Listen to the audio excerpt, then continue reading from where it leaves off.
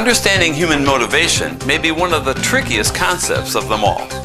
When our son Tyler went to his first baseball practice, I was already proud of how well he caught and threw the ball. And he was just approaching his 5th birthday. We were both excited about the day. After practice, his coach came up to me and said, "How did you do it?" And I looked puzzled and said, "What do you mean?" He said, "How did you get him to dive for balls? We don't usually see kids diving for balls at this age." Well, I racked my brain trying to think of what brilliant thing I had done to instill this wonderful quality in my son, and then I had to admit, I haven't done anything. He just does it because he wants to.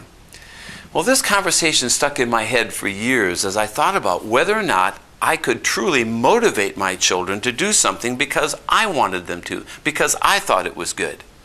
Our language creates some confusion on this topic because we hear about motivational speakers, motivational materials, and strategies for motivating people in the workplace. The problem is the definition of motivation doesn't fit with how we keep using the word. The best definition is this: motivation is the pursuit of an unmet need. When you pursue something, you have a motive, something that you desire or want. So you go do something to get it. If you go to the fitness center and work out, it's because you have an unmet need to look or feel differently than you do now. If you volunteer to help the American Red Cross, it's because you have a need to help someone. If you work harder at work than is required, it's because you have a need for additional recognition or a need for feelings of accomplishment. I figured out that Tyler dives for balls because he has a need to win against the ball, to keep it from hitting the ground. It's not because Dad thinks it's such a good idea. So here's the tricky part.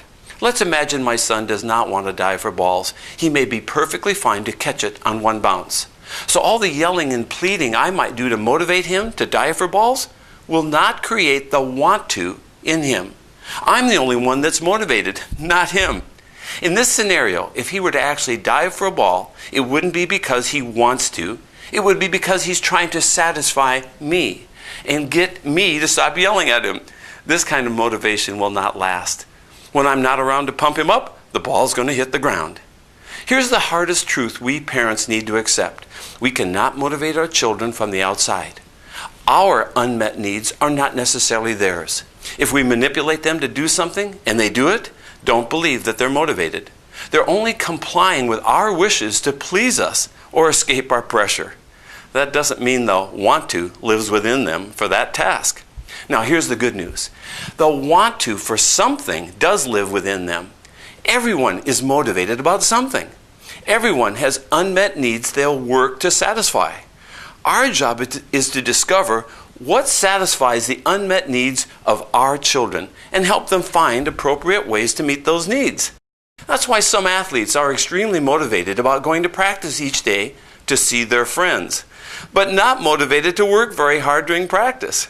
The unmet need is more social than it is athletic. While that may not help the team on a performance level, it is helping that athlete on a social level.